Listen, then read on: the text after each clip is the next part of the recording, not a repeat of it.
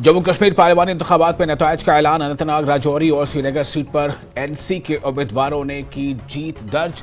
जम्मू और उधमपुर पार्लिमानी सीटों पर की है बीजेपी ने जीत दर्ज। लेह में आजाद उम्मीदवार मोहम्मद हनीफा चांद ने की शानदार जीत दर्ज। पार्लिमानी इंतखाबात के नताइज पर रद्द-ए-अमल। सियासी उम्मीदवारों ने अपने रद्द-ए-अमल का किया इजहार। कहा, जम्मू कश्मीर के अवाम का फैसला है मंजूर। लंबे अरसे के बाद मिला अवाम को हक रायदही का मौका। पार्लिमानी नताइज के बाद कारकुनान जश्न में डूबे। टोटा, राजौरी, अनंतनाग, बारामूला, लेह, श्रीनगर, जम्मू और उधमपुर में जश्न का माहौल। कारकुनान की भारी तादाद ने किया अपने उम्मीदवारों का इस्तकबाल।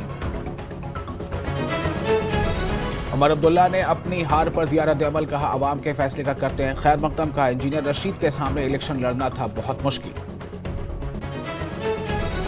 हाजी हनीफा जान ने की लेह में शानदार जीत दर्ज। पार्लिमानी इंतखाबात में बतौर आजाद उम्मीदवार लड़ रहे थे। इलेक्शन जीत पर किया अवाम का शुक्रिया अदा।